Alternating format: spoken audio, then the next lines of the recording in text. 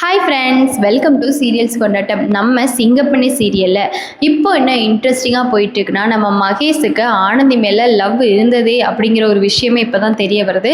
அது மகேஷோட குழந்தைதாங்கிற உண்மையும் தெரிய வருது. இந்த வீடியோவை ஃபுல்லாக பாருங்கள். நான் சொல்ல போகிறது இன்றைக்கான எபிசோடை தான் சொல்லிக்கிட்டு இருக்கேன். ஸோ மிஸ் பண்ணிட்டீங்கன்னா அப்புறம் பார்த்துக்கோங்க. நீங்கள் நைட்டு தான் இந்த சீரியலை பார்க்கணும். ஸோ ஃபுல்லாகவே பாருங்கள். என்னாச்சு அப்படின்னு பார்த்தீங்கன்னா, ஆனால் அதுக்கு முன்னாடி நம்மளோட சேனலை நீங்கள் சப்ஸ்கிரைப் பண்ணிக்கோங்க. சப்ஸ்கிரைப் பண்ணிவிட்டு இந்த வீடியோவை கண்டினியூ பண்ணி பாருங்கள். நம்ம ஆனந்திக்கு ரொம்பவே சப்போர்ட்டிவாக வந்து அன்பு இருக்காங்க. அன்பு இப்போ தான் ஆக்சுவலாக ஆனந்தி வயிற்றில் இருக்குது. இந்த குடும்பத்தோட வாரிசு அப்படிங்கிறதே வந்து ஃபீல் பண்ணியிருக்காங்க அப்படின்னு தான் சொல்லணும். அப்போ ஆனந்தி வந்து துணி துவைக்கிறதுக்காக போகிறாங்க. உடனே அன்பு வந்து ஆனந்தி கூட நான் துணி துவைச்சிக்கிறேன், நீ ஒன்றும் மாசமாக இருந்துக்கிட்டு துணி துவைக்க வேண்டாம் அப்படின்னு சொல்லிட்டு அந்த இடத்துல வந்து துளசியும் நிற்கிறாங்க. துளசியோட அத்தை, அதாவது நம்ம அன்போட அம்மாவும் நிற்கிறாங்க. ஆனால் அவங்க முன்னாடியே அன்பு வந்து அவங்க ரெண்டு பேரையும் வெறுப்பேற்றணும் அப்படிங்கிறதுக்காக, ஆனந்தி கூட நான் துணி துவைச்சிக்கிறேன், நீ எதுக்குமா துணி துவைக்கிறேன், நீ ஏமா கஷ்டப்படுற, நம்ம குடும்பத்தோட வாரிசை நீ வந்து வயிற்றில் சுமந்துட்டுருக்க அப்படின்னு சொல்லவும், உடனே வந்து அன்போட அம்மாவுக்கு செம்மையாக கோவம் பொத்துட்டு வந்துடுது. அன்பு என்னடா பேசிகிட்ருக்க, ஏதோ ஒரு குழந்தை, இது ஊர் பேர் அடையாளம் தெரியாத குழந்தை, அப்பா யாருன்னு தெரியாத குழந்தை, இந்த குழந்தைய போயிட்டு இந்த வீட்டோட வாரிசுன்னு பேசிகிட்ருக்க அப்படின்னு சொல்லவும், நம்ம அன்பு என்னம்மா பேசிகிட்டு இருக்கீங்க, நான் என்னைக்கு ஆனந்தியை கல்யாணம் பண்ணனோ அன்னைக்கே ஆனந்தியை மட்டும் நான் ஏற்றுக்கலை, ஆனந்தி வயிற்றில் இருக்க இந்த குழந்தைய தான் நான் ஏற்றுக்கிட்டேன்.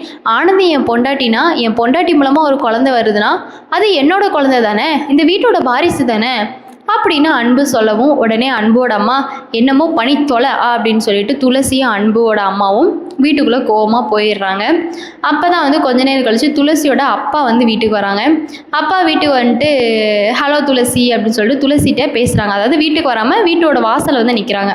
துளசிக்கிட்ட துளசி வெளியே வாமா அப்படின்னு சொல்லிட்டு கேட்கவும், துளசி எங்கேப்பா இருக்கீங்க அப்படின்னு சொன்னோடனே, நான் இந்த வீட்டு வாசலில் தான் இருக்கேன், நீ வெளியே வாமா அப்படின்னு சொல்லிட்டு சொல்கிறாங்க. உடனே துளசியும் ஏன்ப்பா வெளியே நிற்கிறீங்க, நீங்கள் வீட்டுக்குள்ளே வாங்கப்பா அப்படின்னு சொல்லவும், இல்லை நான் வீட்டுக்குள்ளெலாம் வரமாட்டேன், நீ வெளியே வாமா அப்படின்னு சொல்லிட்டு சொல்கிறாங்க. உடனே அன்போட அம்மா ஃபோனை வாங்கிட்டு என்னன்னே இப்படி பேசிகிட்டு இருக்கீங்க, வீட்டுக்குள்ளே வாங்கினே எதுக்குன்னு வெளியே நிற்கிறீங்க அப்படின்னு கேட்கவும், எனக்கு வந்து இந்த வீட்டுக்குள்ளே வர்றதுக்கான எந்த அருகதையும் கிடையாது, என் பொண்ணு இந்த வீட்டில் கல்யாணம் பண்ணியிருந்தானா நான் தைரியமாக வருவேன், என் பொண்ணுக்கு தான் வெக்கமான ரோஷம் இல்லை, அதனால் என் பொண்ணு இங்கே இருக்கா, ஆனால் எனக்கு ரோஷம் மானம்லாம் இருக்குது, அதனால் நான் இந்த வீட்டுக்கு வரமாட்டேன் அப்படின்னு சொல்லிட்டு துளசியோட அப்பா வந்து சொல்லிடுறாங்க. ஆனால் வந்து துளசியும் அன்போட அம்மாவும் வந்து அவங்க அப்பாவை பார்க்குறதுக்காக வராங்க. வந்ததுக்கப்புறமா எப்படியோ கன்வின்ஸ் பண்ணி துளசியோட அப்பாவை அன்போட அம்மா வீட்டுக்குள்ளே கூட்டிகிட்டு போயிட்டாங்க.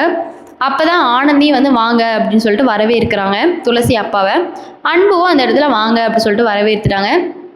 இப்போ வந்து துளசியோட அப்பா எதுக்காக வந்தாங்கன்னா, துளசி வந்து வேலைக்கு போகணுமா, அதனால் துளசி வேலைக்கு போகிறதுக்காக துளசிக்கு ஆப்பிள் ஐஃபோன் வாங்கி கொடுக்கலாம் அப்படின்னு சொல்லிட்டு ஐஃபோனு 1.5 லட்சம் ரூபாய்க்கு வாங்கி கொடுத்துட்டு போகிறாங்க.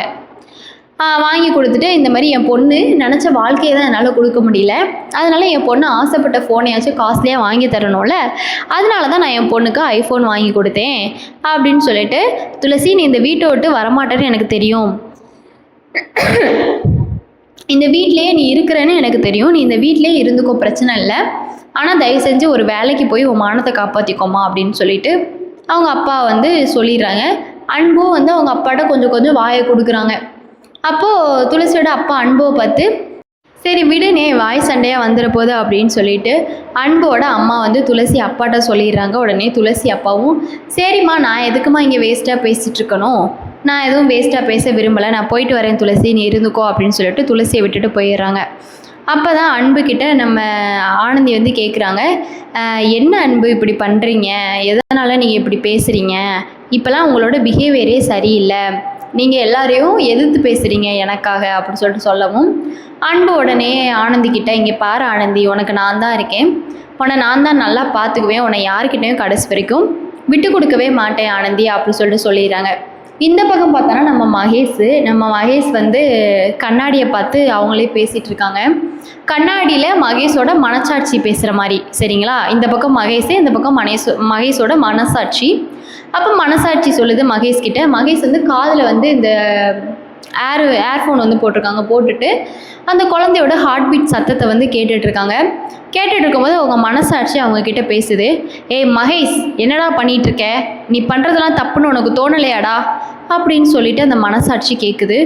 உடனே மகேஷ், இல்லை எனக்கு தோணலை, இந்த ஹார்ட் பீட்டை கேட்கும்போது எனக்கு இது என்னோட குழந்த மாதிரி எனக்கு ஃபீல் ஆகுது. நான் ஆனந்தியை காதலித்தேன், ஆனால் ஆனந்தி எனக்கு கிடைக்கல. ஆனால் ஆனந்தியை நான் ஈஸியாக விட்டு கொடுத்துட்டேன். ஆனால் இந்த குழந்தையோட ஹார்ட் பீட்டை நான் யாருக்கும் கொடுக்க மாட்டேன். இது யார் மூலமாக வந்துச்சுன்னெலாம் இந்த குழந்தை எனக்கு தெரியாது. ஆனால் ஹாஸ்பிட்டலில் ஆனந்தி ரொம்ப சீரியஸாக கிடக்கும்போது நான் ஆனந்தி காதில் போய் பேசும்போது இந்த குழந்தைக்கு திரும்ப ஹார்ட் பீட்டே வராதுன்னு சொன்ன டாக்டரே இந்த குழந்தைக்கு ஹார்ட் பீட் வந்துச்சு. அப்போ இந்த குழந்தை நான் பேசுகிறத கேட்டு தானே இந்த குழந்தைக்கு ஹார்ட் பீட் வந்துச்சு. அதனால் நான் தான் வந்து இந்த குழந்தைக்கு அப்பா அப்படின்னு சொல்லிட்டு மகேஷ் வந்து பேசுகிறாங்க. உடனே அந்த மனசாட்சி, டே மகேஷ், உனக்கு கொஞ்சமாச்சும் மனசாட்சி இருக்கா? என்ன இது அன்புக்கும் ஆனந்திக்கும் சொந்தமான ஒரு பொருளை நீ திருடிக்கணும்னு நினைக்கிறே, இது ரொம்ப தப்பு மகேஷ். அன்பும் ஆனந்தியும் ரொம்ப லைஃப்பில் ரொம்ப சந்தோஷமாக இருக்காங்க. அவங்க லைஃப்பில் நீ போகிறது சரியா? உன்னை எவ்வளோ நம்புகிறாங்க நீ, ஆனால் இப்படி அவங்களுக்கு துரோகம் பண்ணுறியே மகேஷ். உனக்கு இது கொஞ்சமாச்சும் சரின்னு தோணுதா? தயவு செஞ்சு இப்படி பண்ணாத மகேஷ் அப்படின்னு அந்த மனசாட்சி மகேஷ்கிட்ட பேச, மகேஷ் அதுக்கிட்ட, இல்லை உன்னை என்னால் தடுக்க முடியாது, என்னால் இந்த ஹார்ட் பீட்டை யாருக்கும் விட்டு கொடுக்க முடியாது. ஆனந்தி எனக்கு தான் சொந்தம். ஆனந்தி கிட்டே இருக்கிற குழந்தையும் என் குழந்தை தான். ஆனந்தி வேணால் அன்பு கல்யாணம் பண்ணியிருக்கலாம், ஆனால் என் மனசில் ஆனந்தி இருக்கா. அன்புக்கு வேணால் நான் விட்டு கொடுத்துருக்கலாம், ஆனால் ஆனந்தி மேலே இருக்க காதல் எனக்கு போகலை. அதே மாதிரி ஆனந்தி வயிற்றில் இருக்க குழந்தையும் நான் விட்டு கொடுக்க விரும்பலை. அந்த குழந்தைக்கு நான் தான் அப்பா, அந்த குழந்தை என்னோட வாரிசுன்னு சொல்லிட்டு ஒரு பக்கம் மகேஷ் வந்து இப்படி லூசுத்தனமாக வந்து மனசாட்சிக்கிட்டே பேசிகிட்டு இருக்காங்க.